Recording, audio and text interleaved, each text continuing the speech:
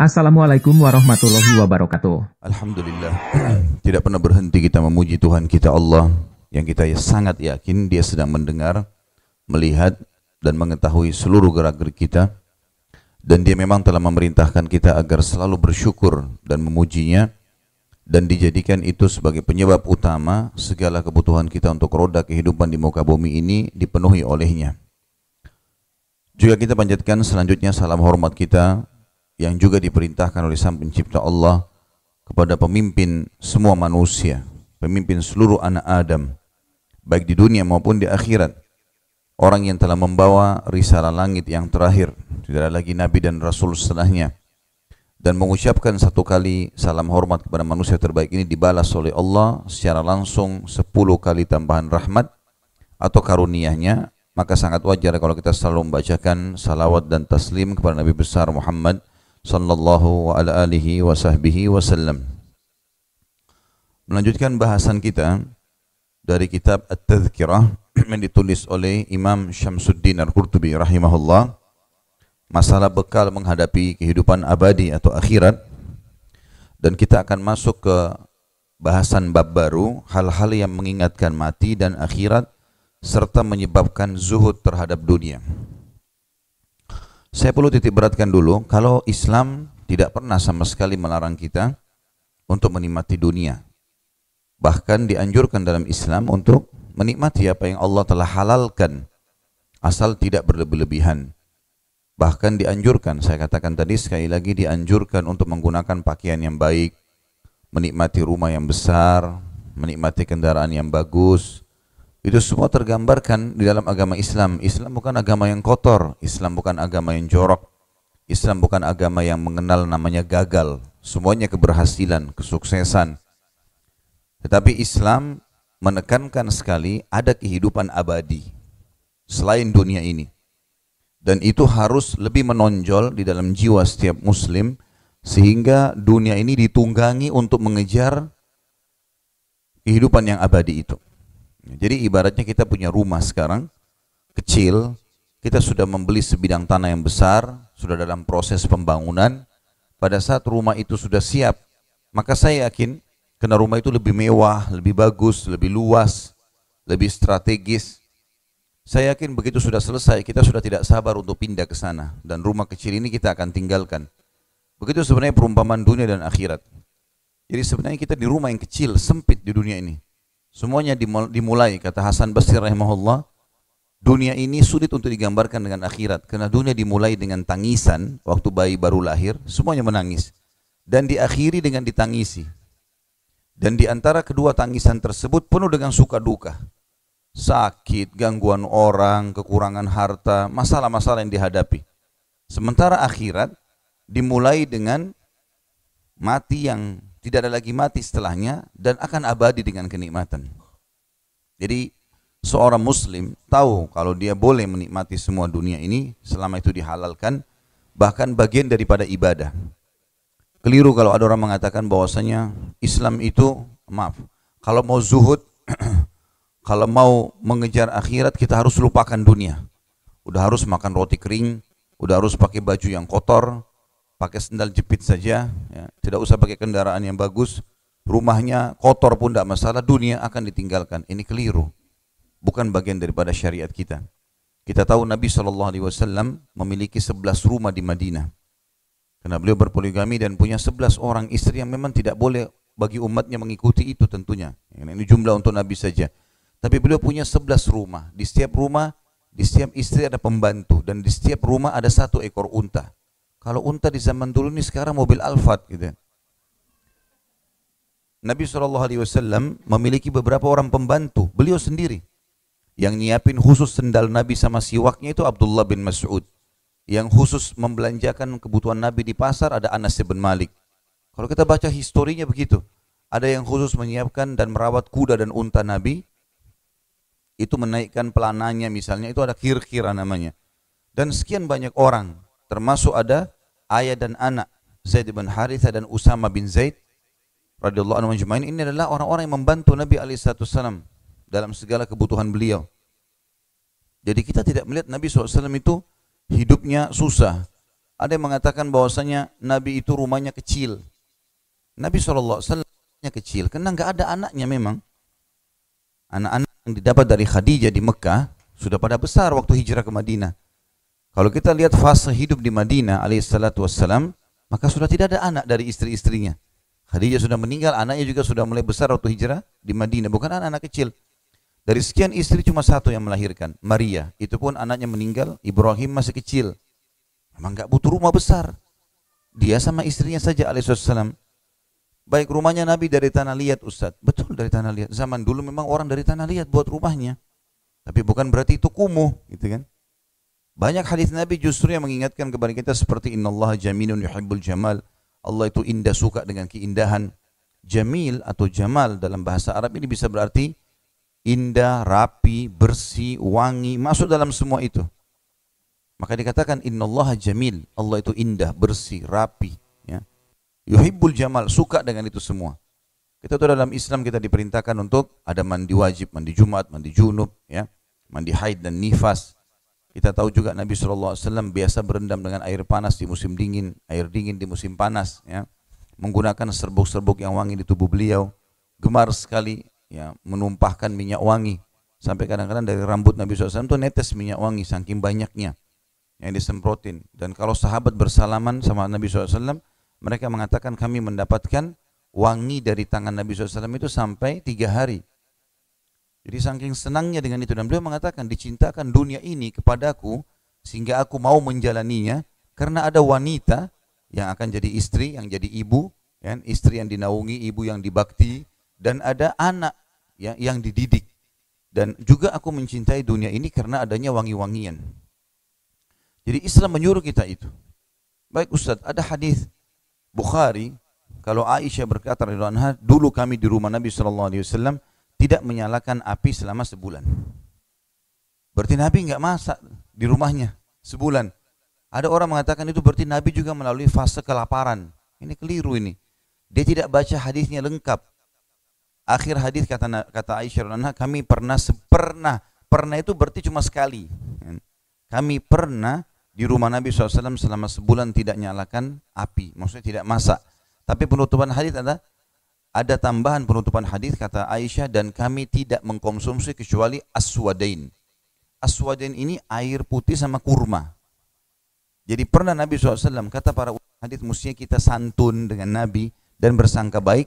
Nabi sedang melakukan terapi untuk beliau dengan keluarganya, makannya kurma dengan putih. Dan ini memang orang-orang herbal faham masalah ini sebenarnya. Kalau ada orang yang ingin menerapi kesehatan, dia coba dalam sebulan itu konsumsi kurma sama air putih saja, nggak makan yang lain. Ini bukan berarti orang susah. Dan kurma itu makanan elit pada zaman itu, makanan yang sangat luar biasa. Sampai orang-orang Arab dulu kalau mau beli kurma, mereka sengaja ke Madinah karena dianggap kurma itu makanan yang elit, gitu. Apalagi kurma Madinah. Belum juga kita tahu ada kurma ajwa, kurma khas Madinah yang bisa mengobati dari sihir. Memang sangat baik, ya. Sebenarnya sangat baik. Cuman ini orang banyak salah faham. Jadi Nabi SAW menikmati dunianya, bukan tidak. Ya. Dan kalimat zuhud berarti mendahulukan akhirat dari dunia, bukan meninggalkan dunia untuk akhirat. Sebagaimana definisi zuhud sudah sering kita sebutkan sebenarnya, ini dijelaskan dalam surah Al-Qasas ayat 77 kan. A'udzubillahi minasyaitonirrajim wabtaghi fima ataqallahu ad-daral akhirah wala tansa nasibaka minad dunya. Kejar apa yang Allah janjikan di akhirat. Jadikan target utama surga.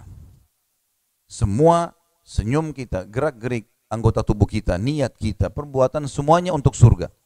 Dan jangan lupakan bagianmu dari dunia. Ini zuhud. Silakan nikmati, tapi semua tertuju kepada akhirat, ya.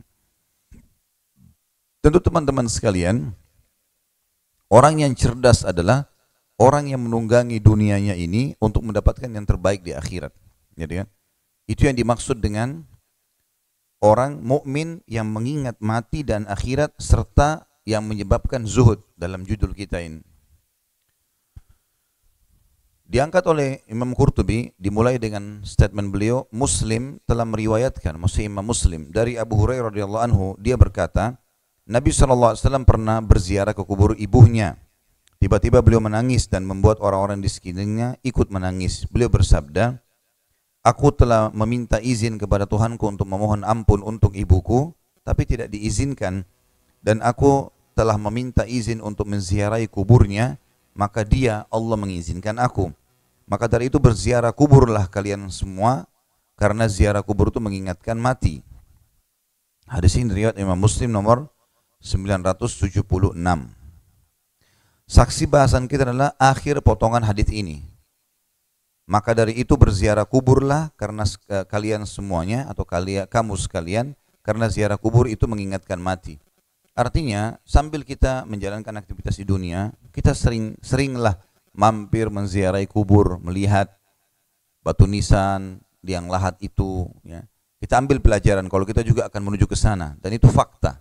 Sesehat apapun seseorang, walaupun Bapak Ibu makan tiap hari makanan yang berkualitas nomor 1, minum vitamin yang paling bagus, olahraga setiap hari, kalau tiba ajalnya, mati. Walaupun orang itu sakit parah, dirawat di rumah sakit sekian tahun, kalau ajalnya belum datang, tidak akan mati. Artinya mati akan datang. Tapi beruntunglah orang yang sudah mempersiapkan diri untuk itu. Dalam hadits Ibnu Majah meriwayatkan dari Ibnu Mas'udin radhiyallahu anhu bahwa Rasulullah sallallahu alaihi wasallam bersabda juga, dan hadis ini diriwayatkan Ibnu Majah nomor 1571, kuntu nahaitukum an ziyaratil kuburi fazuruha fa innaha tuzahhidu fid dunya wa tudzakkirul akhirah. Aku pernah melarang kamu sekalian menziarahi kubur. Maksudnya fase Mekah. Di fase Mekah Nabi SAW pernah melarang sahabat menziarahi kubur karena mayoritas kuburnya orang-orang kafir. Dan kubur umat Islam masih sangat sedikit. Dikhawatirkan jadi fitnah bagi umat Islam. Karena kalau kita lagi ziarah kubur, kita lihat seseorang di sebelah lagi buat sesuatu, kita bisa terpengaruh untuk melakukannya. Orang-orang musyrik banyak ritual-ritualnya yang mereka lakukan yang jauh dari agama Islam di kuburan. Maka Nabi SAW larang sahabat. Saya dulu larang kalian. Nabi SAW bahkan mengatakan dalam fase Mekah, Allah melaknat para wanita yang menziarahi kubur. Gitu kan. Apalagi ibu-ibu pada saat itu kalau mereka ziarah kubur, masih baru pertama masuk Islam, malah takut terbawa perasaan, mencontohi perbuatan-perbuatan orang gitu ya. Tapi waktu fase Madinah kata Nabi SAW, aku pernah melarang kalian semua ziarah kubur. Maksudnya fase Mekah. Laki-laki dan perempuan Nabi SAW larang pada saat itu. Maka sekarang ziarahilah. Di fase Madinah ziarahi. Karena sudah ada kuburan khusus umat Islam, sudah lebih aman. Karena ziarah kubur itu menyebabkan sikap zuhud terhadap dunia. Maksudnya adalah menunggangi dunia untuk dapat akhirat. Itu makna zuhud. Jadi bukan meninggalkan dunia, tapi mendahulukan akhirat dari dunia. Dan mengingatkan akhirat. Artinya kita tahu ada tempat pulang kita yang sebenarnya. Ini mirip juga dengan sabda Nabi SAW yang lain. Perumpamaan saya dengan dunia ini seperti orang yang sedang musafir yang sedang penat. Lalu kemudian dia mampir ke sebuah pohon untuk istirahat sebentar lalu dia pergi. Masuk ke dalam sub bahasan hukum ziarah kubur bagi laki-laki dan perempuan. Menurut kesepakatan para ulama, ziarah kubur bagi kaum laki-laki hukumnya sunnah. Adapun bagi kaum perempuan hukumnya diperselisihkan. Bagi para remaja putri, keluar ke kuburan adalah haram. Kalau anak-anak muda ya, yang kira-kira masih belum paham agama atau mungkin masih sering bercanda sama teman-temannya, ya, sudah biasa kadang-kadang anak SMP, anak SMA kadang-kadang tidak mengenal tempat, bawaannya sering mau bercanda ya. Kita lihat mungkin anak-anak kita seperti itu. Maka itu ulama mengatakan, sebagian ulama mengatakan itu diharamkan bagi mereka karena nanti kuburan bukan malah mengingat akhirat, malah dijadikan sebagai bahan-bahan bercanda ya, bahan main-main ya. Apalagi mereka-mereka yang tidak beriman atau kurang beriman sama Allah bisa buat maksiat. Kita tahu di kuburan di Indonesia kadang-kadang mereka buat maksiat ya. Tidak kenal itu kuburan yang untuk mengingat akhirat, tapi malah berzina di situ ya, malah melakukan hal-hal yang haram. Makanya ulama mengatakan untuk remaja ini dilarang, itu wanita, perempuan. Kalau putri, sedang para wanita tua, maksudnya di sini jangan tersinggung dengan kalimat tuanya, ya. Artinya yang sudah merasa dirinya bukan ABG lagi, ya. Mereka dibolehkan keluar ke kuburan dan mubah hukumnya. Mubah berarti dia boleh saja datangi. Manakala keluarnya terpisah dari kaum laki-laki tanpa ada perselisihan pendapat mengenai dibolehkannya dalam hal ini insyaallah taala. Berarti larangan kalau ibu-ibu baca, terutama ibu-ibu ada hadis Allah melaknat wanita-wanita yang menziarahi kubur, itu fase Mekah. Hadis menjelaskan tentang fase Mekah, ya. Termasuk juga ada larangan sebenarnya bagi wanita ikut mengantar jenazah di awal dikuburkan. Karena takutnya dia terbawa perasaan, mungkin yang meninggal suaminya, anaknya, orang tua, terus dia nangis-nangis, histeri nanti, itu malah masalah. Atau mungkin keluar mengantar jenazah sementara mereka tidak tutup aurat, ya. Tadinya mungkin orang ngantar jenazah sambil memikirkan akhirat, laki-lakinya malah tergoda dengan dia. Ya. Maka ini semua bab-bab yang harus ditutup tentunya, ya. Tapi kalau misalnya ibu-ibu secara khusus, sekarang ada orang tua yang sudah meninggal, dia kalau mau pergi keluar, misalnya antar anaknya sekolah, dia lewat kuburan itu, mampir, ya. Dan ziarah kubur ini tidak harus masuk ke dalam. Misalnya ini pagar kuburan, kita mampir di mobil ke parkirannya, niatkan ziarah kubur, ucapkan salam dan doa, itu sudah ziarah kubur. Nah, jadi tidak harus masuk ke dalam, khusus, turun, walaupun boleh saja. Dan yang paling sering Nabi SAW melakukan justru itu. Beliau kalau datang ke kuburan Baqi, beliau tidak pernah secara khusus datang ke satu-satu kuburan. Padahal situ banyak kuburan sahabat, tapi beliau berdiri di gerbang Baqi sambil mendoakan semuanya. Sambil mendoakan semuanya. Kalau kita sekarang kayak tadi saya bilang, misalnya simpelnya, kita lagi ada acara, mampir di kuburan, ada orang tua, kita mampir di sebelahnya, ucapkan salam, doain, kita jalan. Nah, seperti itulah. Apalagi sekarang juga banyak fitnah-fitnah yang terjadi kadang-kadang di kuburan, ya. Nah, ada saja orang-orang yang melakukan hal-hal yang aneh-aneh, kayak tadi saya bilang, ya. Mungkin dia lihat ada orang mengambil tanah kuburan orang tuanya lalu dia ikut-ikutan. Mungkin ada orang melakukan ritual tertentu lalu dia ikut-ikutan. Kita tidak tahu. Nah, seperti kasus banyaklah kita tahu di kuburan sekitar kita yang membawa air, bunga-bunga, kembang segala macam yang Nabi tidak pernah contohkan itu, gitu. Lalu dikatakan oleh beliau, dengan demikian maka sabda Nabi SAW, ziarailah kubur, adalah bersifat umum. Adapun mengenai tempat dan waktu yang dikhawatirkan timbul fitnah dikarenakan berkumpulnya kaum laki-laki dengan kaum wanita, maka hukumnya tetap tidak boleh dan tidak halal. Yakni manakala seorang laki-laki keluar ke kuburan untuk mendapatkan pelajaran, tiba-tiba melihat seorang wanita lalu dia pun tergoda sehingga menjadi fitnah, atau sebaliknya. Atau malah si perempuan tadi yang kena fitnah dari para laki-laki yang sedang mengantar jenazah. Maka masing-masing laki-laki dan wanita itu mendapat pahala dan sekaligus dosa. Hal ini sangat jelas kata beliau, Allahu a'lam. Ya, jadi ini penekanannya nanti dikhawatirkan tadinya mau niat dapat pahala, ngantar jenazah atau ziarah kubur malah dapat dosa dengan adanya campur baur antara laki-laki dan perempuan. Oleh karena itu ulama sangat menganjurkan kalau seorang muslimah mau menziarahi kubur, maka dia hindari waktu-waktu yang lagi padat, yang banyak laki-laki, desak-desakan gitu kan. Apalagi memang Nabi SAW alhamdulillah tidak mengikat kita dengan waktu tertentu dalam ziarah kubur. Sehingga kita bebas waktunya kapan kita merasa nyaman. Nabi SAW pernah ziarah kubur Baqi pagi hari, pernah sore hari, pernah malam hari malah. Ya. Di hari sebelum beliau sakit alaihissalatu wassalam, beliau sempat menziarahi Baqi di malam hari. Kata beliau, sebagian ulama berpendapat bahwa kutukan Nabi SAW terhadap para wanita yang menziarahi kubur, tentu di situ dilihat ada footnote nomor 1 ya.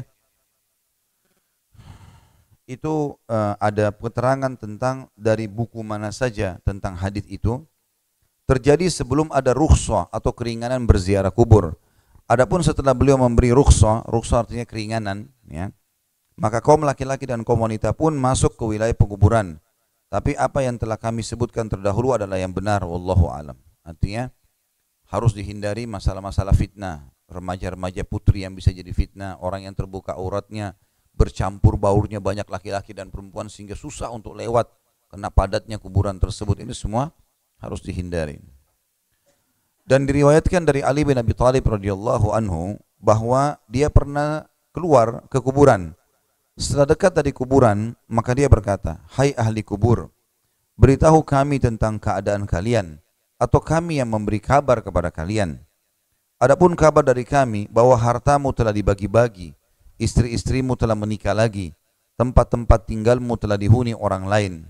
Kemudian Ali berkata, demi Allah, andaikan mereka bisa bicara, niscaya mereka akan berkata, kami tidak melihat bekal yang lebih baik daripada takwa. Artinya Ali bin Abi Thalib waktu itu jalan dan dia ingin menasihati dirinya dan orang di sekitarnya.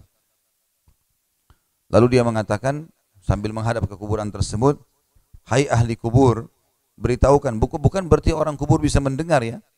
Bukan itu yang dimaksud, karena Allah SWT mengatakan dalam Al-Quran, A'udzubillahi minasyaitonirrajim, innaka la tusmi'u man fil kubur. Ya, Allah SWT berfirman kepada Nabi-Nya sallallahu alaihi wasallam, sesungguhnya kamu tidak bisa, hai Muhammad, memperdengarkan orang yang dikubur. Tidak bisa mendengar mereka, mereka juga tidak bisa mendengarmu, karena mereka hidup di alam barzakh, gitu kan? Berbeda, alamnya berbeda, dimensinya berbeda, gitu. Tapi Ali memberikan pelajaran di sini, hai ahli kubur, beritahukan kepada kami tentang kalian. Ali sudah tahu tidak mungkin bicara, atau kami akan memberi kabar kepada kalian. Berarti maknanya memang yang bisa bicara cuma kami yang masih hidup, kalian tidak bisa bicara. Maka adapun kabar dari kami bahwa hartamu telah dibagi-bagi, orang yang sudah mati jadi warisan, gitu kan? Sebanyak apapun harta yang dia miliki dibagi. Istrimu telah menikah lagi. Ya, beliau karena laki-laki belum membicarakan itu. Ya. Berarti artinya sudah bukan lagi status istrimu sekarang. Dan juga tempat-tempat tinggalmu telah dihuni orang-orang lain. Artinya mungkin sudah dijual oleh ahli waris, penghuninya sudah berpindah. Seperti kita kalau beli rumah, orang cuma mengatakan, oh itu dulu rumahnya si fulan, sekarang sudah rumahnya si fulan. Ya. Kemudian Ali berkata untuk memberikan nasihat dirinya dan orang-orang sekitarnya, demi Allah, andai kata mereka bisa bicara. Perhatikan di sini kalimat ini penting. Berarti orang mati tidak bisa bicara. Sebagian orang menyalahgunakan ini, menganggap dia bisa bicara dengan orang kubur, mengajak ngobrol. Dari mana ini ajak ngobrol orang mati? Ya. Ini Ali bin Abi Thalib, sahabat Nabi yang mulia, sudah memberikan gambaran kalau mereka tidak akan bisa bicara. Dan Allah telah berfirman, ya, dalam ayat tadi yang saya bacakan, engkau tidak bisa memperdengarkan atau mendengar orang-orang yang dikubur. Kalau mereka pun bisa bicara, pasti mereka akan jawab, kami tidak melihat bekal yang lebih baik daripada takwa. Dan ini pesannya Ali radhiyallahu anhu. Artinya kalau orang mati bisa bicara, maka mereka akan mengatakan, sungguh semua itu kami menyesal. Kenapa? Kami fokus dulu, sementara kami lupa dengan ketakwaan. Artinya kepatuhan kepada Allah. Lalai, banyak ketaatan yang ditinggalkan, banyak pelanggaran yang dilakukan. Abu Al-Atahiyah pernah bertutur indah dalam syairnya, sungguh menakjubkan apabila manusia memikirkan, mengoreksi diri dan menghitung-hitung kesalahan, sadar diri penuh pemahaman. Dan niscaya mereka tinggalkan dunia, menyeberang ke negeri lainnya. Bukankah dunia itu bagi mereka sekedar jembatan menuju ke sana? Tiada kemuliaan yang patut dibangga selain kemuliaan orang yang takwa. Esok saat berkumpul mereka di padang mahsyar yang perkasa, hendaklah manusia sekalian menyadari benar tentang kenyataan bahwa takwa dan kebaikan dan kebajikan adalah sebaik-baik harta simpanan. Artinya ini peringatan-peringatan tentunya untuk seseorang muslim tahu kalau dia sedang menuju kepada kehidupan abadinya. Jangan lahirkan musuh-musuh yang siap akan berhadapan dengan kita di akhirat, dan juga jangan siapkan dosa yang akhirnya memberatkan timbangan amal buruk kita. Saya sudah pernah ingatkan dan saya ulangi lagi, menuju ke akhirat bawalah dua hal dan jangan bawa dua hal. Bawalah amal soleh dan teman-teman yang soleh. Teman-teman yang nanti bisa bantu kita kalau kita butuh dengan amal soleh di akhirat. Selalu berteman dengan orang yang baik saja, orang yang rajin ibadah. Yang buruk-buruk ini sudah nggak usah, nggak perlu. Yang masih bisa mengajak kita ke diskotik, yang bisa mengajak kita berbuat hal-hal haram. Karena orang tidak bisa tahu hari ini imannya kuat, besok bisa rendah. Ya, kita terpengaruh. Manusia itu adalah makhluk sensitif sekali. Apa saja yang kita dengar kita bisa terpengaruh, maka hati-hati. Jangan buka pintu itu. Kenal orang ya, tapi sahabat enggak. Teman ngobrol, teman jalan enggak boleh. Harus orang baik. Bawa itu amal soleh dan teman yang soleh. Dan jangan bawa dua hal. Jangan bawa dosa dengan teman yang buruk. Ya. Teman buruk nanti akan saling menuntut itu hari kiamat. Saya diskotik karena orang ini yang ajak. Enggak, dia saya ajak tapi dia sendiri yang mau, ribut, bertengkar, gitu kan? Akhirnya nanti saling tuntut. Itu banyak ayat Al-Quran yang menjelaskan masalah itu. Dan juga pernah saya jelaskan Bapak Ibu sekalian tentang orang soleh dan soleha, artinya yang patuh di dunia ini, sebenarnya juga menikmati dunia ya. Kalau seandainya kita ini orang yang berusaha untuk patuh pada Allah, tidak dapat makanan sehingga kelaparan, ya, tidak bisa mendapatkan prestasi dunia lah, mungkin titel pendidikan, mungkin harta, tidak bisa menikmati kendaraan, mungkin lain ya. Dan orang kafir aja nikmati, mungkin orang masih berpikir, tapi ini enggak. Orang beriman itu nyaman, enak hidupnya. Dia nikmati makanan, bahkan diperintahkan ibadah lagi. Orang kafir dia nikmati dunia tapi tidak ada ibadahnya, tidak diterima sama Allah. Kita diterima semua ibadahnya. Nikmat dunianya dan juga mendapatkan yang terbaik gitu ya. Dan kalau adil, saya sudah pernah bilang, pertemukan tentang keadaan kita dengan orang yang sepadan dengan kita.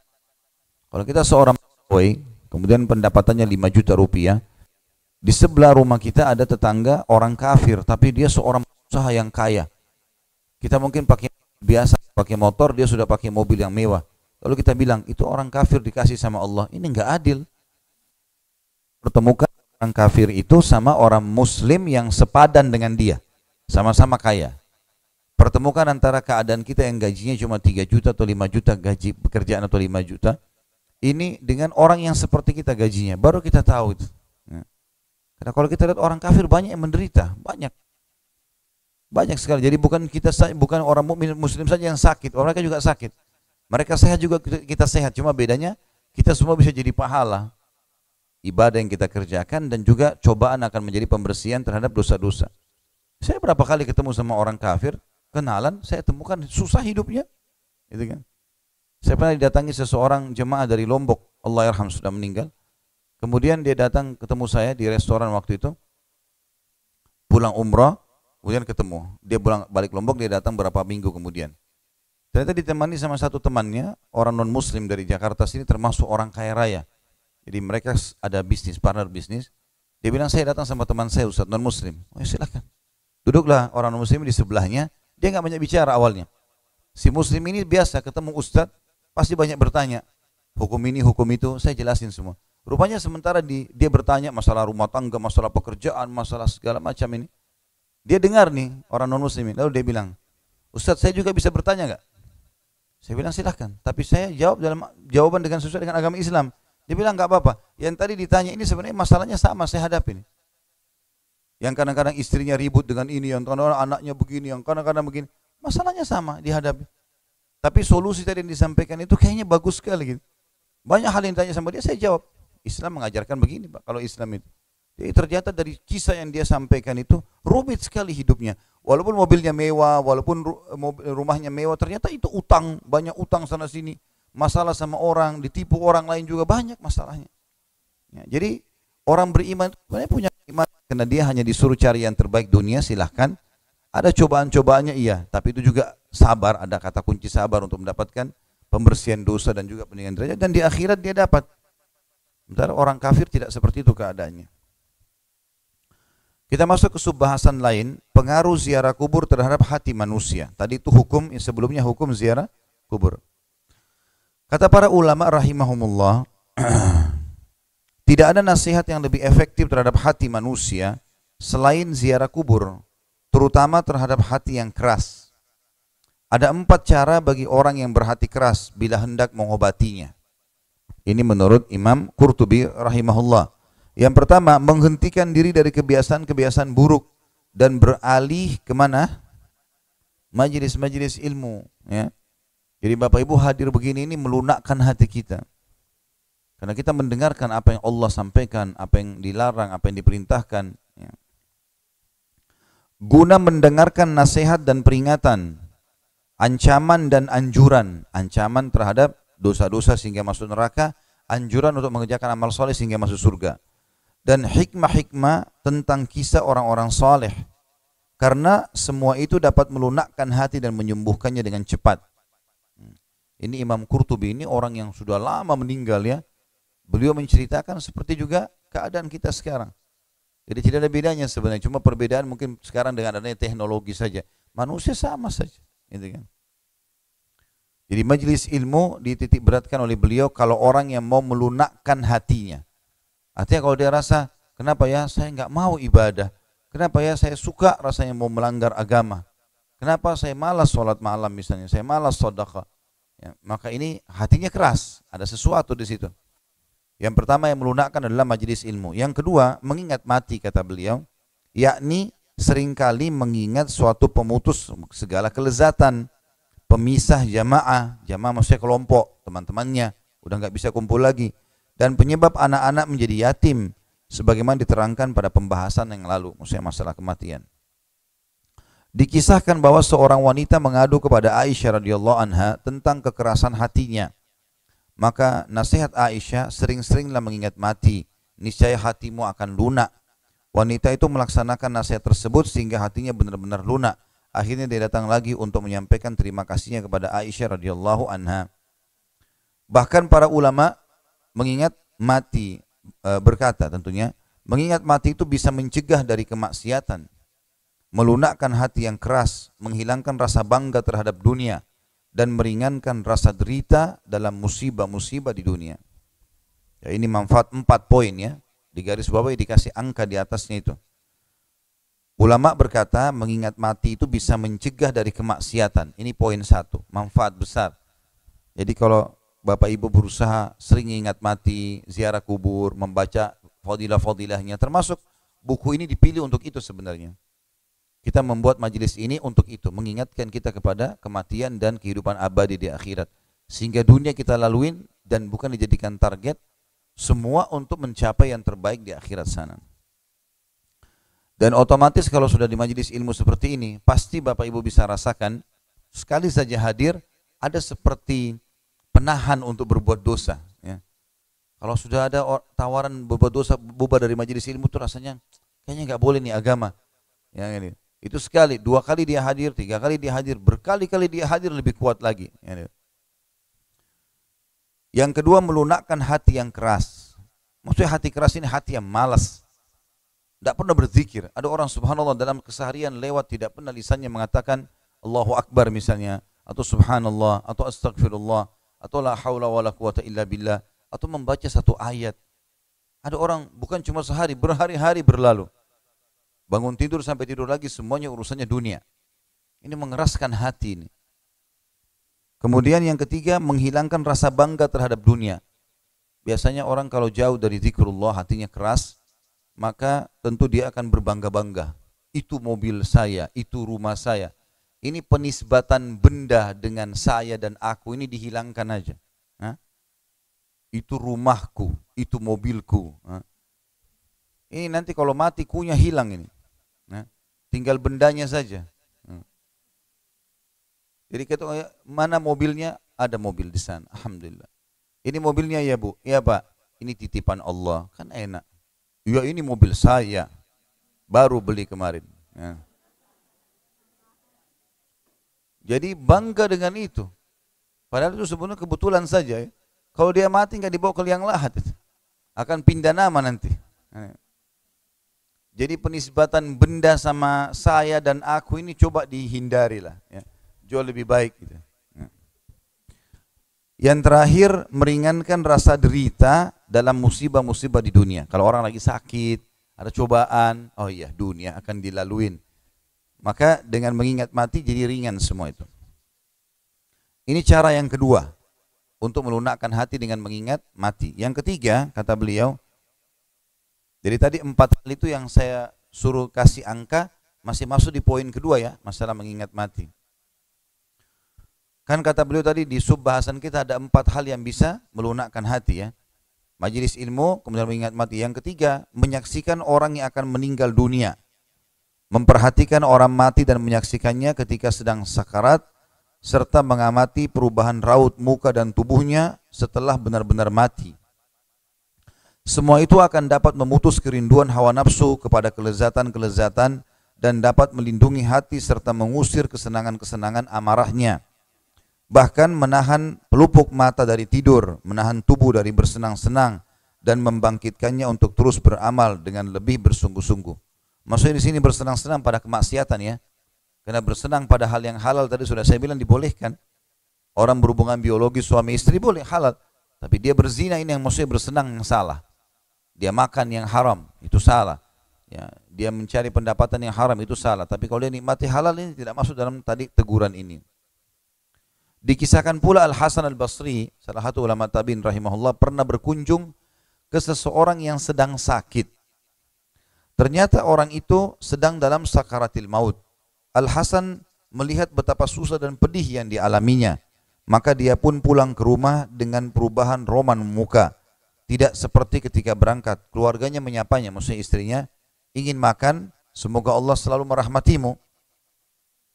Maka dia berkata, hai keluargaku. Di sini sebenarnya kalau bahasa Arab, ahli itu lebih kepada istri ya. Terjemahannya di sini keluarga. Dia bilang sama istrinya, hai istriku, jawab Al-Hasan. Juga ada anak-anak situ, kalian sajalah yang makan dan minum. Demi Allah baru saja aku melihat kematian yang untuknya aku berbuat selama ini. Sampai aku mengalaminya sendiri kelak nanti. Maksudnya, kalau kita misalnya baru lihat orang mati, kemudian kita shock melihat itu ya, mungkin secara kejiwaan, maka kita menunda makan dan minum di situ. Itu bukan hal yang buruk, positif saja. Karena itu efek yang positif. Sama saya bilang kalau boba dari majelis ilmu, kalau bapak ibu niatnya ikhlas, biasanya kita merasa lebih ingin beribadah, takut buat dosa. Itu jangan dihilangkan ya. Jangan dibilang kenapa saya begini nih.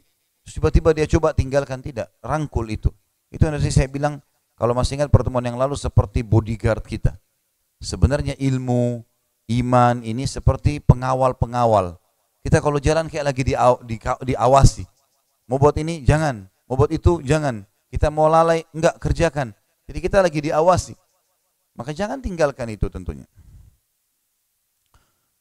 Kata beliau, itulah 3 perkara yang seyogyanya dilakukan oleh orang yang keras hatinya dan selalu berbuat dosa guna mengobati penyakitnya dan mengatasi godaan-godaan syaitan dan tipu dayanya. Jika ketiganya bisa bermanfaat maka cukuplah. Tapi jika terasa berat, berarti kekerasan hatinya telah parah dan dorongan-dorongan dosa sudah kuat membelenggu. Kalau memang demikian maka perlu memperhatikan nasihat selanjutnya. Yang keempat, menziarahi kubur orang-orang yang sudah meninggal dunia. Hal ini akan dapat memberinya apa-apa yang tidak bisa diberikan oleh obat yang pertama, kedua, dan ketiga tersebut di atas. Oleh sebab itulah Nabi SAW bersabda, berziarah kuburlah kalian semua atau kamu sekalian, karena ziarah kubur itu dapat mengingatkan mati dan akhirat, serta menjadikan zuhud terhadap dunia. Hal itu karena obat yang pertama hanya berupa mendengar dengan telinga. Kan tadi majelis ilmu, bekalnya mendengar. Ada orang subhanallah dengan mendengar bisa sadar. Semoga insya Allah kita termasuk ini ya. Cukup dengar, oh ya sudah, ini nggak boleh, tinggalin. Itu positif sekali. Yang kedua, masalah mengingat mati hanya berupa pemberitahuan kepada hati kemana manusia akan kembali. Adapun yang ketiga, ya, berfungsi, ini tadi yang ketiga adalah menyaksikan orang yang meninggal dunia, berfungsi sebagai ancaman dan peringatan ketika menyaksikan secara langsung orang yang akan meninggal. Dan begitu pula dengan menziarahi kubur kaum muslimin yang telah meninggal. Berarti melihat dengan mata, kepala. Maka kedua obat yang terakhir ini lebih efektif daripada pertama dan kedua. Dalam hal ini, Nabi SAW bersabda, laisal khabaru kal mu'ayanah. Hadis ini diriwayatkan Ibnu Abbas, ya. Maksudnya melalui Ibnu Abbas radhiyallahu anhuma, dan penulis belum menemukan perawinya dari mana. Berarti, ya, tidaklah seperti halnya orang yang melihat dengan mata kepala. Ya. Maaf, berita tidaklah seperti halnya melihat dengan mata kepala. Jadi maksudnya orang yang melihat langsung dengan orang yang cuma mendengar beda tentu efek secara kejiwaan. Kendati pun demikian, mengambil pelajaran dengan cara menyaksikan keadaan orang yang akan meninggal dunia tidak bisa dilakukan setiap saat. Ya. Bahkan peristiwa kematian itu sering tidak bertepatan waktunya dengan orang yang ingin mengobati hati. Maka tidak bisa dilakukan kapan saja. Artinya melihat orang yang mati tidak setiap saat bisa terjadi karena kita tidak tahu siapa yang akan meninggal. Kalau kebetulan ada yang kita bisa lakukan. Berbeda dengan ziarah kubur, adapun cara ini bisa dilakukan kapan saja secara tepat, secara lebih cepat dan manfaat yang bisa diambil darinya pun lebih layak dan nyata.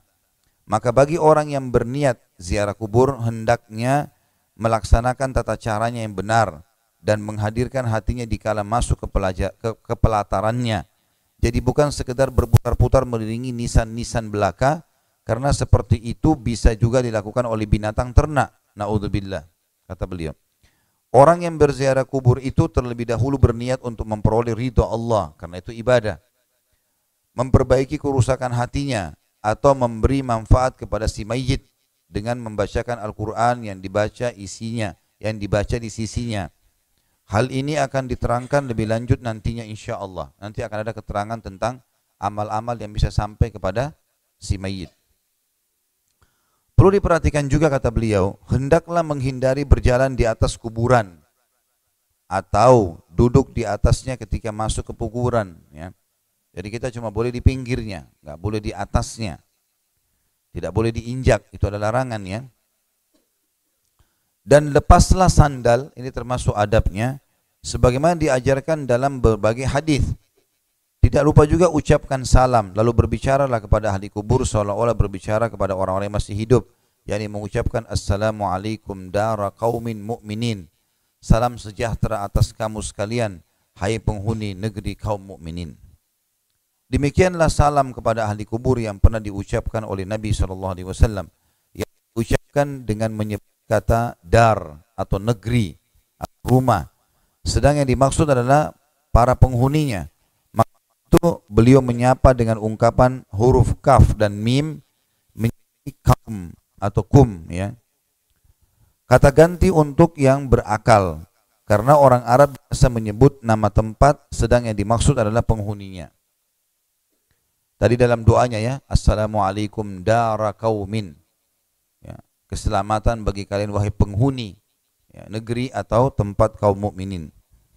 Apabila peziarah melewati kuburan mayit yang dia kenal, maka terlebih dahulu dia mengucapkan salam dengan ucapan assalamu alaikassalam ya. Dalam kaitan ini At-Tirmidzi telah meriwayatkan dalam kitabnya Jami' bahwasanya ada seorang laki-laki menemui Nabi SAW seraya mengucapkan alaikassalam. Maka Nabi SAW menegurnya mengatakan la taqul alaikassalam fa inna alaikassalam tahiyyatul mayyit. Jangan engkau mengucapkan alaikassalam, karena alaikassalam ya adalah penghormatan untuk mayyit. Hadis ini hadis sahih diriwayatkan oleh Imam Tirmidzi nomor 7400 ya, 02. Jadi tadi masalah ucapan salam untuk orang kubur itu assalamualaikum dara qaumin mu'minin, itu disebutkan Imam Muslim nomor 249 sama 974 ya. Jadi kalau orang mengucapkan salam ya, alaikassalam, kan sebenarnya alaikassalam untukmu keselamatan, gitu kan? Kalau kita itu khusus untuk orang mati, kalau orang hidup assalamu alaika kan lain ya. Jadi seperti terbalik ya bahasanya, tapi dalam pengaturan, tapi ini maknanya berbeda, sedikit berbeda. Jadi assalamu alaika itu kita mengatakan keselamatan untukmu dengan berharap dia pun membalas itu. Maka ada jawabannya wa alaikumussalam. Tapi kalau kita mengatakan alaikassalam dari awal, maka berarti untukmu keselamatan, tapi kita tidak berharap ada balasan respon, karena hanya untuk dia saja. Makanya Nabi SAW menegur sahabat yang mengatakan kepada beliau bukan assalamu alaika, tapi dia mengatakan alaikassalam. Nabi mengatakan jangan mengucapkan alaikassalam, karena itu adalah kata sambutan dan doa untuk orang mati. Peziarah hendaknya berhadapan dengan wajah si mayit pada kubur yang diziarahinya, seperti halnya ketika berbicara dengannya semasa masih hidup. Ketika masih hidup berbicara dengan yang sopan dengannya ialah dengan berhadapan muka, maka demikian pula di sini. Sesudah itu mengambil pelajaran dari orang yang telah berada di dalam tanah itu. Dia sudah terpisah dari keluarga dan para kekasihnya, padahal sebelumnya dia adalah panglima bala tentara yang memimpin sekian banyak pasukan, bersaing dengan teman-teman dan keluarga lainnya, mengumpulkan harta dan menyimpannya dalam gudang-gudang. Tiba-tiba datanglah maut pada waktu yang tidak diduga-duga, bersama dengan berbagai kesusahan yang tidak dia inginkan. Maka hendaklah peziarah itu memperhatikan bagaimana keadaan kawan-kawannya yang telah pergi dan mati mendahuluinya. Mereka dulu telah mencapai angan-angan dan berhasil mengumpulkan harta. Tapi bagaimana keangan-angan yang telah mereka raih yang tiba-tiba terputus? dan harta yang telah mereka kumpulkan ternyata tidak berguna bagi mereka. Debu telah menghapus wajah-wajah mereka yang tampan. Anggota-anggota tubuh bercerai-berai dalam kubur. Sementara istri-istri yang mereka tinggalkan menjadi janda dan anak-anak mereka dirudung kenistaan menjadi yatim. Orang-orang yang dulu pernah menjadi pengikutnya kini juga berjalan sendiri-sendiri ke berbagai negeri. Tentu ini semua penjabaran tentang masalah manfaat menziarahi kubur, gitu kan. Peziarah itu hendaknya ingat pula bahwa orang-orang yang telah mati itu semasa hidupnya di dunia sering memuaskan hajat mereka. Getol sekali untuk memperoleh apa saja yang mereka inginkan, punya hasrat yang besar, dan tergiur untuk melakukannya dengan berbagai cara. Bahkan mereka ingin sekali agar tetap sehat dan awet muda. Maka selanjutnya peziarah harus melihat dan menyadari bahwa seperti itu juga yang terjadi pada dirinya. Artinya dia ambil pelajaran, dia duduk dekat kuburan, dia lihat kuburan itu, dia perhatikan kalau orang ini dulu seperti saya, hidup, punya angan-angan, punya hasrat, ya, punya orang-orang yang disukai, punya musuh-musuh. Tapi sekarang tidak ada semuanya, sudah terputus. Ya. Peziarah harus melihat dan menyadari bahwa seperti itu juga yang terjadi pada dirinya. Permainan, foya-foya dan kelengahan terhadap kematian dan kehancuran cepat sekali mengenaskan, ya. Dan kehancuran cepat lagi mengenaskan akan menimpa dirinya juga. Padahal semua yang hidup bernasib sama, yaitu pasti mati. Maka dari itu hendaklah peziarah menghadirkan hatinya. Ingatlah orang yang dulu pernah mondar-mandir memenuhi hasrat-hasrat hatinya. Bagaimana kedua kakinya sekarang sudah hancur. Orang-orang yang dulu bersenang-senang melihat apa saja di sekelilingnya, kini matanya sudah meleleh. Orang yang dulu tajam perkataannya bagi pedang terhenus dengan kepandaian bicaranya, kini lidahnya beku dimakan, ya, ulat.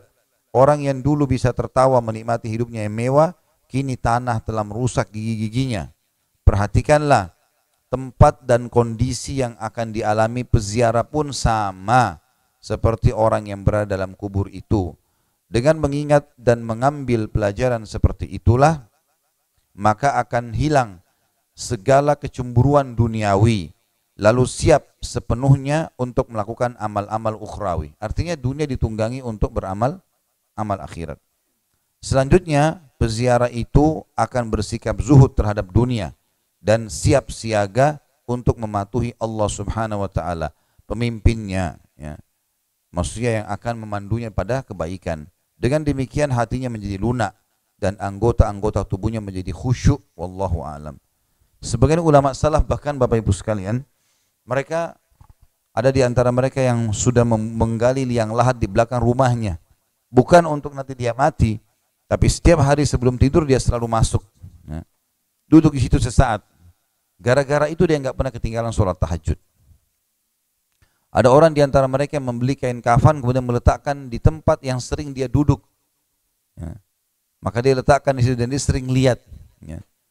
Maka membuat hatinya lunak dengan itu, ya. Jadi banyak upaya-upaya mereka lakukan, tujuannya sebenarnya bukan menakut-nakuti diri, tapi untuk mengontrol supaya tidak salah. Karena bahaya sekali. Saya sudah pernah bilang, dosa itu seperti becek. Kalau sedikit saja injak masuk di sendal kita sudah nggak nyaman. Bagaimana dengan orang yang cebur di situ? Bajunya semua kotor, badannya kotor.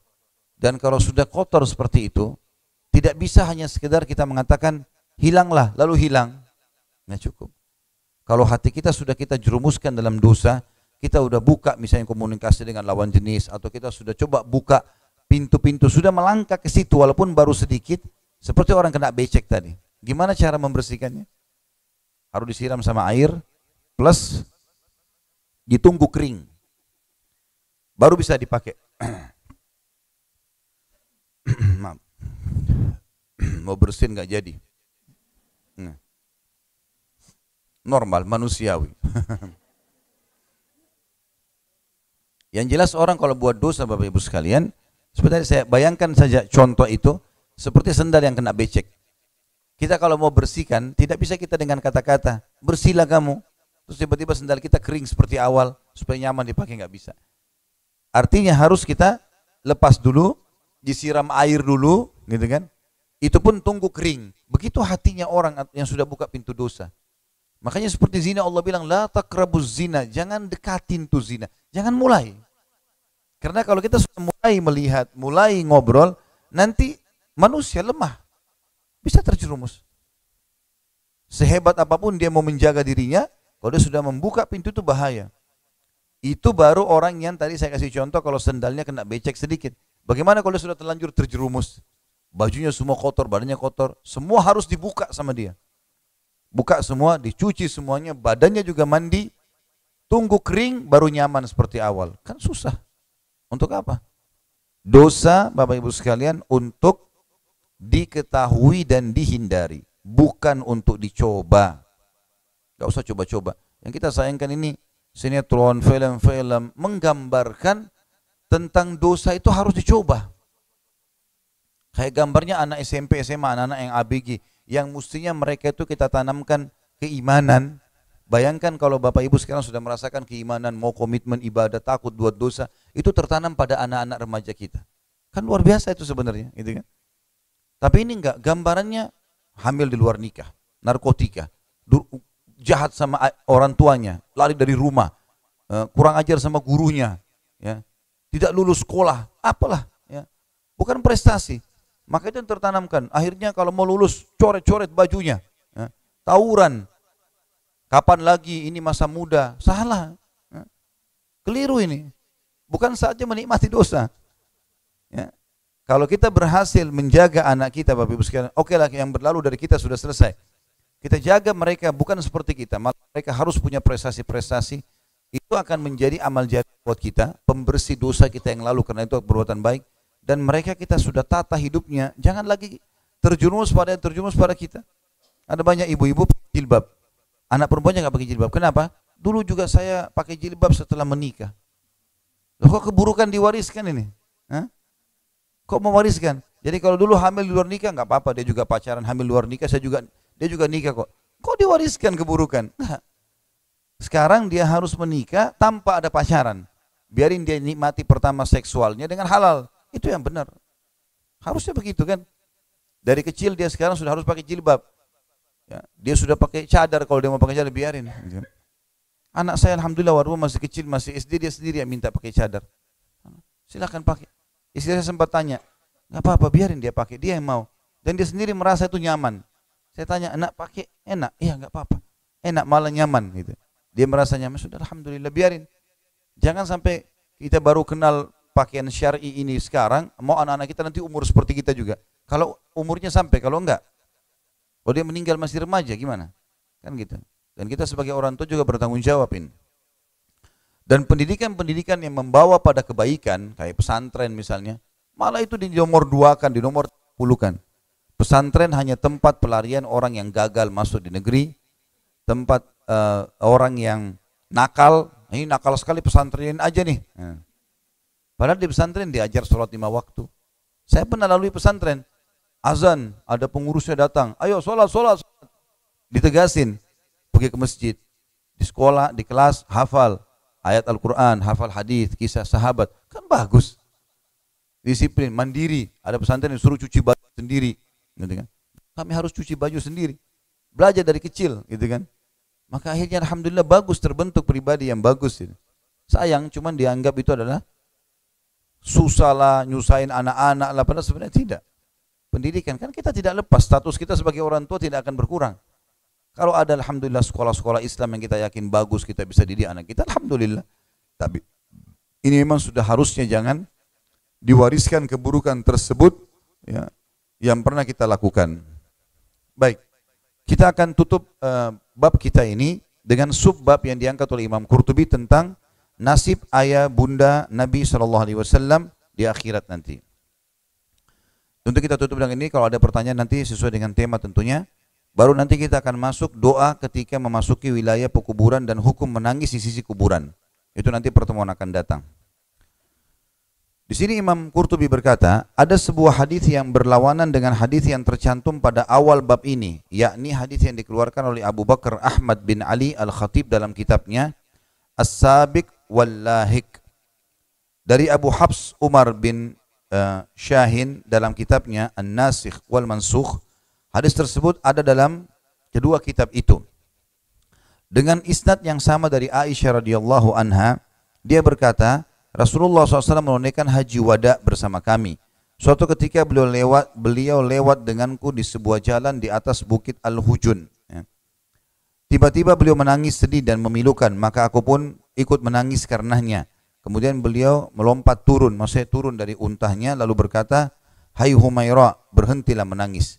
Maksudnya, "Hai Aisyah, jangan sampai kau menangis, berhentilah." Di sini ada pun nomor 1, Ibnu Jauzi rahimahullah mengatakan dalam Al-Manar, ya, Al-Munif, ya, di halaman 89 bahwa setiap hadis yang ada kata-kata ya Humaira atau Al-Humaira adalah dusta, buatan manusia biasa. Jadi di sini hadis ini dianggap adalah hadis yang ditolak oleh para ulama hadis, karena Nabi SAW kalau dalam menjelaskan hukum tidak memanggil dengan nama Humaira, ya, tapi mengatakan Aisyah. Karena Humaira adalah julukan saja, ya, untuk Aisyah, tapi tidak dimasukkan dalam teguran-teguran di sini. Maka aku bersandar di sisi onta, beliau sendiri menghindar dariku beberapa saat lamanya, lalu kembali kepadaku dengan gembira dan tersenyum. Akhirnya aku berkata, "Kutebus engkau dengan ayah bundaku." Jadi maksudnya orang-orang Arab biasa menggunakan sumpah ini, ya, artinya ayah dan ibuku Anda lebih aku muliakan dari ayah dan ibuku. Ini biasa digunakan untuk Nabi Sallallahu Alaihi Wasallam. Nah, Nabi tentu lebih tinggi daripada orang tua kita. Kata Aisyah, "Kutebus engkau dengan ayah ibundaku, wahai Rasulullah. Engkau tadi turun dari sisiku sambil menangis sedih dan memilukan, maka aku pun menangis karena tangisanmu, wahai Rasulullah. Kemudian engkau kembali kepadaku dengan gembira dan tersenyum. Ada apa, wahai Rasulullah?" Beliau menjawab, "Aku melewati kubur ibuku Aminah dan aku memohon kepada Allah Tuhanku agar menghidupkannya. Maka Allah pun menghidupkannya. Lalu dia beriman kepadaku." Atau beliau katakan, "Lalu dia beriman dan Allah Azza wa Jalla pun mengembalikannya." Di sini bisa dilihat footnote nomor 2, khusus hadis ini, ya. Kalau ada yang menemukannya, lihat pendapat para ulama hadis, maudhu makdzub. Maudhu artinya hadis yang sengaja dibuat, makdzub artinya dusta. Dikeluarkan oleh Ibnu Jauzi dalam Al-Mawdu'at. Ibnu Qayyim Al-Jauziyah menyusun sebuah buku namanya Al-Mawdu'at. Isinya hanya hadis-hadis palsu saja. Jilid 1 halaman 283 dengan isnadnya kepada Aisyah radhiyallahu anha, dan dia katakan hadis ini maudhu tanpa diragukan. Orang yang membuatnya sedikit pemahamannya tentang agama dan tidak berilmu. Andaikan dia berilmu, niscaya dia tahu bahwa orang yang mati dalam keadaan kafir maka tidak bermanfaat imannya, meskipun dia menyatakan beriman setelah dia dihidupkan kembali. Tidak, kata beliau, bahkan andaikan dia menyatakan beriman ketika melihat kenyataan pada waktu sakaratil maut, itu saja sudah tidak bermanfaat. Dan untuk membantah hadis tersebut cukuplah dengan firman Allah Ta'ala, "Lalu dia mati dalam kafir, ya, maka itulah yang sia-sia amalnya di dunia dan di akhirat, dan mereka itu adalah penghuni neraka, mereka kekal dalamnya." Dalam surah Al-Baqarah ayat 217. Ini tentu statement Ibnu Qayyim Al-Jauziyah, ya. Jadi jangan buru-buru menghakiminya, kita baca sampai tuntas, ya.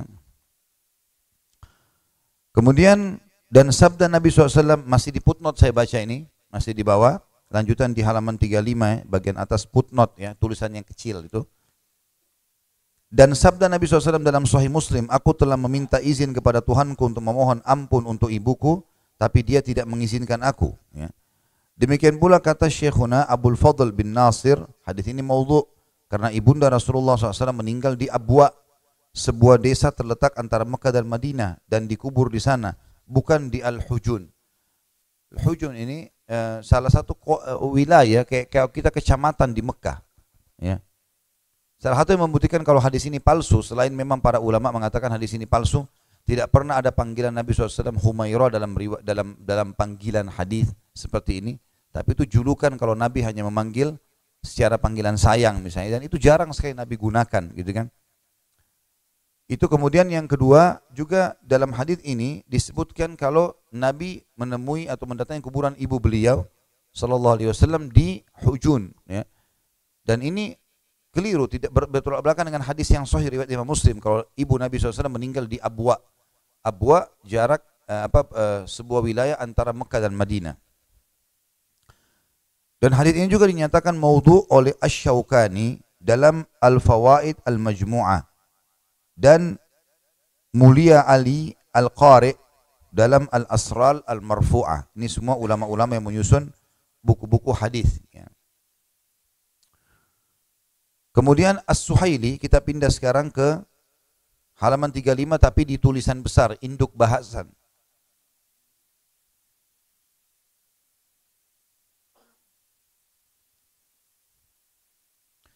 Sementara As-Suhaili menyebutkan dalam kitab Ar-Rawd Al-Unuf dengan isnad yang memuat tokoh-tokoh majhul. Majhul itu tidak jelas statusnya. Majhul artinya tidak jelas statusnya. Ya. Jadi kalau dalam sanad hadis itu biasanya kalau orang yang tidak ditahu siapa dia, tinggal di mana, tidak ada rekomendasi para ulama di zamannya, maka silakan dengan majhul. Enggak jelaskan untuk menetapkan hadis itu sahih atau tidak. Sanadnya harus jelas. Fulan meriwayatkan dari fulan, dari sahabat Nabi, dari Rasulullah SAW. Jadi orang-orang ini tahu jelas lahir di mana, tinggal di mana, apa perkataan ulama tentang dia, baru dinilai hadis ini adalah hadis yang sahih. Kata Imam Qurtubi, kita sedang membaca buku beliau. Ini bukan statement saya. Jadi kita jangan buru-buru menghakimi sampai selesai beliau menyampaikan. Sementara As-Suhaili menyebutkan dalam kitab beliau Ar-Rawd Al-Unuf dalam isnad yang memuat tokoh-tokoh majhul bahwa Allah Subhanahu wa taala telah menghidupkan di hadapan Nabi ayah bunda beliau, lalu keduanya beriman kepada beliau. Perhatikan footnote nomor 1, angka nomor 1 di bawah. Mungkar jiddan kata beliau. Artinya ini rusak sekali riwayat ini. Tidak pernah ada disebutkan dari Nabi SAW ini. Ibnu Katsir berkata tentang hadis ini dalam kitabnya Al-Bidayah wan Nihayah di jilid 2 halaman 261, hadis mungkar. Ya, jiddan itu mungkar sekali. Enggak mungkin Nabi disebutkan dari Nabi hadis seperti ini. Jadi orang tuanya dihidupkan di hadapan beliau, kemudian keduanya beriman gitu. Meskipun mungkin saja hal itu terjadi dengan melihat kekuasaan Allah Ta'ala, tapi yang diriwayatkan secara thabit atau yang sudah pasti otentik dalam hadis sahih berlawanan isinya dengan hadis ini. Wallahu a'lam. Ini kata Imam Qurtubi. Pengarang buku Al-Qurtubi rahimahullah berkata, di sini tidak ada pertentangan alhamdulillah karena dihidupkannya kedua orang tua Nabi SAW terjadi belakangan, yakni setelah adanya larangan beristighfar untuk keduanya, dengan dalil bahwa hadis Aisyah itu terjadi pada haji wada. Demikian pula Ibnu Syahin menjadikannya nasikh terhadap berita-berita tersebut di atas. Artinya ini semua terhapus dengan hadis riwayat Imam Muslim yang beliau mengatakan, aku memohon istighfar kepada Tuhanku untuk ibuku dan tidak diizinkan. Saya katakan, kata beliau, di atas tegas-tegas dibantah oleh hadis lain riwayat Imam Muslim dari Anas radhiyallahu anhu bahwa seorang laki-laki berkata, wahai Rasulullah, di manakah ayahku? Maka Rasulullah menjawab, di neraka. Dan ketika penanya itu beranjak pergi, beliau memanggilnya seraya berkata, sesungguhnya ayahku dan ayahmu di neraka. Ini hadis riwayat Muslim nomor 203. Dan juga dibantah oleh hadis riwayat Salamah bin Yazid Al-Ju'fi. Antara lain dikatakan, ketika beliau melihat kesedihan yang kami alami, beliau berkata, dan ibuku pun bersama ibu kalian berdua. Jadi ada anak Yazid bin Al-Ju'fi, ibunya meninggal dalam keadaan kufur. Maka mereka sedih, dia bersaudara sedih. Kata Nabi SAW bagi keduanya, ibuku pun bersama dengan ibu kalian. Begitulah bantahannya, kata penulis. Andaikan peristiwa dihidupkannya ayah bunda Nabi SAW itu benar, sementara itu ya, saya juga pernah mendengar bahwa Allah telah menghidupkan paman beliau Abu Talib, lalu dia beriman kepada beliau. Allahu alam. Kata beliau di sini nomor 3, ini juga masuk dalam hadis yang batil dan maudhu. Ini footnote nomor 3 di bawah ya. Karena sebagaimana diriwayatkan secara thabit, ada diriwayatkan yang benar dari Sahih Bukhari dan Sahih Muslim bahwa Rasulullah SAW mendatangi Abu Talib ketika dia akan meninggal. Ternyata di sana sudah ada Abu Jahal dan Abdullah bin Abi Umayyah.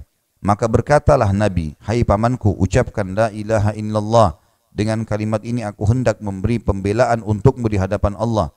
Maka Abu Jahal dan Ibnu Abi Umayyah berkata, apakah engkau hai Abu Talib ya, sudah tidak suka lagi kepada agama Abdul Muttalib?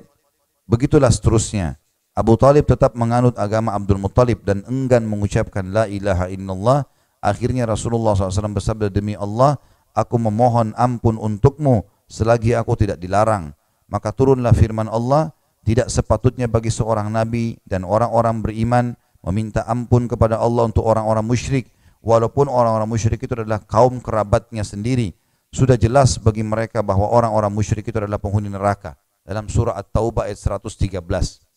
Jadi ayat ini turun karena kasus Abu Talib yang tidak mau mengucapkan la ilaha illallah tadi.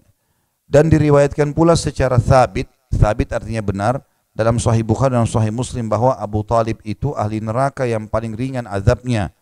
Begitu pula dalam Sahih Muslim, Nabi SAW menyatakan, semoga syafaatku bermanfaat bagi Abu Talib pada hari kiamat, sehingga dia ditempatkan di neraka yang dangkal, yang hanya mencapai mata kakinya saja, namun menyebabkan otaknya mendidih. Jadi syafaat yang paling tinggi yang Nabi bisa lakukan untuk pamannya adalah meringankan siksa di neraka, tapi nggak bisa keluar karena meninggal dalam keadaan kufur. Menurut di sini yang disampaikan oleh Imam Qurtubi adalah tidak boleh kita berbicara kecuali dengan ilmu. Tentu saja kalau kita berbicara tentang Abu Talib, bukan kita menghina Abu Talib, sama sekali tidak. Tapi penyampaian dari Nabi begitu, gitu kan? Maka kita sampaikan apa adanya, seperti itulah ya. Ini yang dimaksud oleh Imam Qurtubi. Ya. Sekali lagi saya membaca dan Bapak Ibu pegang bukunya. Ini bukan statement dari saya ya. Oleh karena itu pantas jika ada yang mengatakan bahwa hadis tentang berimannya ayah bunda Nabi SAW maudhu atau palsu dan dibantah oleh Al-Quran Al-Azim dan ijma'. Perhatikan firman Allah Subhanahu wa taala, kata beliau dalam surah An-Nisa ayat 18 yang bunyinya a'udzubillahi minasyaitonirrajim walalladzina yamutuna wa hum kuffar, dan tidak pula diterima taubat orang-orang yang mati sedang mereka dalam keadaan kekafiran. Maksudnya barang siapa yang mati dalam keadaan kafir, maka keimanannya setelah dihidupkan kembali tidak bermanfaat baginya. Bahkan jika beriman saat melihat kenyataan menjelang ajal tiba, seperti kasus Fir'aun, ruhnya sudah mau dicabut, baru dia bilang, saya beriman kepada yang diimani oleh Bani Israel, gitu kan?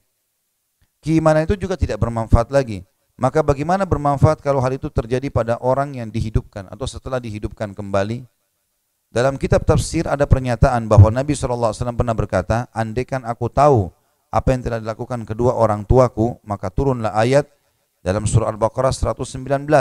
A'udzubillahi minasyaitonirrajim wala tus'alu an ashabil jahim.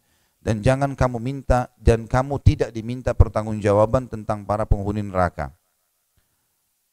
Al-Qurtubi berkata, cerita di atas disebutkan oleh Al-Hafidh Abu Khattab Umar bin Dihya. Tapi ini perlu ditinjau kembali karena keutamaan-keutamaan dan khususan-khususan Nabi SAW selalu terjadi berturut-turut dan sambung menyambung sampai dengan wafatnya beliau. Maka boleh jadi ini pun termasuk keutamaan dan kemuliaan yang diberikan Allah Subhanahu wa taala kepada beliau. Memang dihidupkannya kembali kedua orang tua Nabi SAW bukanlah hal yang tidak mungkin, baik menurut akal ataupun syarak, ya, kata beliau. Kemudian kita lihat footnote nomor 1 kecil, kata beliau, bahkan menurut syarak tidaklah mungkin, karena Allah SWT berfirman, sungguhnya Allah tidak akan mengampuni dosa syirik. An-Nisa 48 dan 116. Jadi siapapun yang mati dalam keadaan syirik dan kafir, bagaimanapun padahal Allah telah memperingatkan Nabi tentang dengan firman-Nya, jika kamu mempersekutukan Allah, niscaya hapuslah amalmu, dan tentulah kamu termasuk orang yang merugi dalam surah Az-Zumar ayat 65. Meskipun mustahil jika para nabi musyrik, tapi nyatanya peringatan itu ada. Barang siapa yang menegaskan bahwa dalam soal syirik itu tidak ada pilih kasih, meski terhadap nabi sendiri, maka apalagi terhadap ayahnya, ibunya dan pamannya.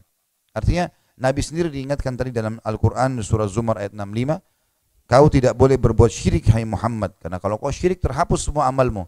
Walaupun kata beliau Imam Qurtubi bilang mustahil nabi berbuat syirik, tapi peringatan itu ada. Kalaupun ada nabi mengerjakan maka tetap hapus amalnya. Bagaimana dengan orang-orang yang jelas belum beriman? Maksud beliau begitu. Kata beliau memang dihidupkannya kedua orang tua Nabi SAW bukanlah hal yang tidak mungkin bagi baik menurut akal ataupun syarak. Di dalam Al-Quran pun ada cerita tentang dihidupkannya seseorang yang telah dibunuh oleh Bani Israel. Lalu orang itu memberitahukan siapa pembunuhnya. Nabi Isa AS telah menghidupkan orang-orang mati. Demikian pula Nabi kita Muhammad SAW telah menghidupkan sejumlah orang yang telah meninggal. Jika itu semua benar, maka apa yang mencegah berimannya kedua orang tua Nabi SAW setelah dihidupkan kembali? Sebagai tambahan kemuliaan dan keutamaan beliau di samping riwayat-riwayat lain tentang hal-hal tersebut di atas. Yang semua itu merupakan kekhususan bagi beberapa orang tertentu yang meninggal dalam keadaan kafir. Adapun kata-kata, barang siapa yang mati dalam keadaan kafir, maka imannya setelah dihidupkan kembali tidak bermanfaat, tersebut di atas dibantah oleh berita yang diriwayatkan dalam sebuah khabar, ya, informasi bahwa Allah telah mengembalikan matahari kepada Nabi-Nya SAW setelah ia terbenam. Berita di atas telah disebutkan oleh Abu Ja'far At-Tahawi, lalu dia katakan ini adalah hadis yang sabit atau otentik, maka jika dikembalikan matahari itu tidak bermanfaat dan bahwa waktunya tidak bisa berulang, niscaya tidak akan dikembalikan kepada Nabi. Demikian pula soal dihidupkannya kedua orang tua beliau, pasti ada manfaatnya bagi beriman dan percaya mereka berdua kepada putranya Nabi Muhammad SAW, karena bukanlah Allah SWT telah menerima iman dan taubat kaum Nabi Yunus alaihissalam, padahal mereka semua sedang berada dalam azab Allah sebagaimana tertulis dalam Al-Quran.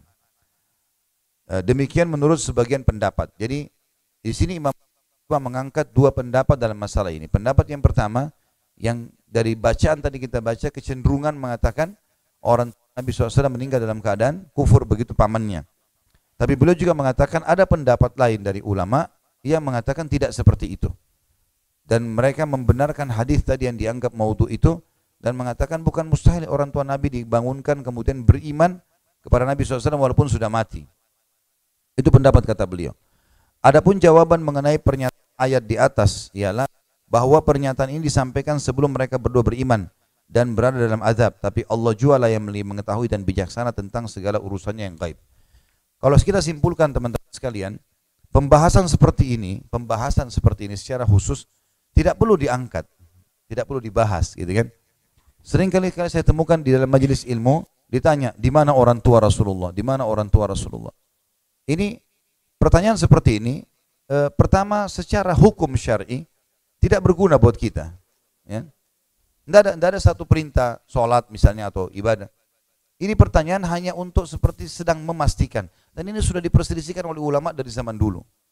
Saya dulu tidak tahu kalau ini pertanyaan rupanya dilempar, ternyata dalam hampir setiap majelis sering terulang. Seakan-akan orang yang sama yang bertanya. Saya lihat teman-teman yang lain juga ditanya hal yang sama. Pada saat dijawab, Imam Nawawi rahimahullah, Imam Nawawi yang terkenal sebagai pemimpin madhab Syafi'iyah, punya banyak buku-buku yang masyhur seperti Riyadhus Shalihin, Majmu' Imam Nawawi.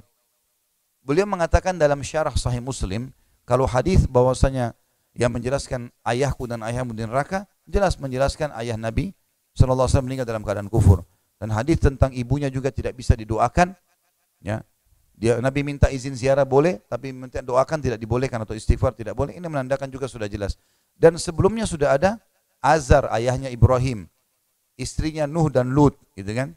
Ini pendapat Imam Suyuti rahimahumullah semuanya mengatakan enggak, kemungkinan orang tua Nabi SAW masuk dalam ahli fatrah. Ahli fatrah artinya orang yang masih ada masa transisi antara Nabi dengan Nabi. Kemungkinan mereka akan dikembalikan kepada Allah, mengujinya nanti di akhirat, Allah mengujinya. Ya, dia beriman atau dia tidak beriman, seperti itulah. Maka ini tentunya teman-teman sekalian khilaf di antara ulama. Dan kita baca di sini bukan saya sengaja bahas. Sebagaimana kita tahu buku ini kita niatkan untuk membedahnya dari awal sampai akhir. Dan beliau sudah mengangkat juga Imam Qurtubi dengan bijaksananya perselisihan pendapat di antara ulama. Saran saya ini bukan sebuah materi yang harus dijadikan sebagai bahasan. Tapi karena dinukil dari para ulama maka dinukil. Kita kembalikan urusan orang Nabi SAW kepada Allah Subhanahu Wa Taala. Udah, kita kembalikan seperti itulah. Ya. Jadi tidak perlu lagi dipermasalahkan masalah ini, apalagi dibesar-besarkan, gitu kan? Ini kesannya yang mengkafirkan orang tua Rasulullah. Ini kesannya yang mengatakan orang tua di surga. Untuk apa kita perselisihkan masalah itu? Sekali lagi kalau misalnya pertanyaan dilempar ini, ya, dan orang yang melempar ini sering terulang, maka bertakwalah kepada Allah. Ini nggak boleh lagi ditanya. Nggak usah ditanya, udah. Tanya masalah hukum halal haram. Bahasan ini seperti Imam Qurtubi termasuk orang yang sudah lama meninggal dan para ulama-ulama muslimin. Begitu pula dengan Imam Nawawi dan Imam Suyuti yang sudah membahas masalah ini. Maka kita kembalikan sekali lagi urusannya kepada Allah Subhanahu Wa Taala. Yang berpegang pada dalil ini haknya dia. Yang mempertahankan yang lain itu haknya dia. Tapi di sini kita bahas karena terlintas di buku kita ini, dan saya sudah coba simpulkan kalau yang paling baik adalah kembalikan urusan ini kepada Allah Subhanahu wa taala. Ya, kita tinggal yang berpegang pada dalil tadi silakan, yang mempertahankan silakan, itu hak masing-masing. Tapi tidak ada saling menyalahkan. Karena kadang-kadang subhanallah saya lihat di dalam majelis-majelis ilmu ini seperti ada orang entah dia hadir tujuannya untuk ngacoin aja nih. Pengalaman saya begitu ya, sering ada pertanyaan yang aneh-aneh gitu. Pertanyaan yang tidak perlu, berulang-ulang ditanya yang sudah nggak perlu lagi, sudah dijelaskan sebelumnya misalnya. Persisian di antara ulama, kemudian dia sengaja nanya, ditanya lagi di majelis yang sama di sana, lalu dijadikan sebagai sebuah cuplikan yang bisa mengganggu muslimin dan kesatuan umat Islam dan ukhuwah di Indonesia terutama dan di negara-negara lain. Sekali lagi, masing-masing kembali kepada pendapatnya dan kita lebih baik ya kembalikan ini kepada Allah Subhanahu wa taala khusus masalah ini. Jadi saya berharap sebentar kalaupun bertanya sudah tidak membahas lagi masalah ini, tanya tema yang lain yang berhubungan dengan sub bahasan kita. Allahu a'lam. Baik, mungkin sampai sini saja Bapak Ibu sekalian bahasan kita, mudah-mudahan apa yang kita bahas hari ini bermanfaat buat kita. Tentu kalau ada benar dari Allah, kalau ada salah dari saya mohon dimaafkan. Subhanakallahumma bihamdika asyhadu an la ilaha illa anta astaghfiruka wa atubu ilaik.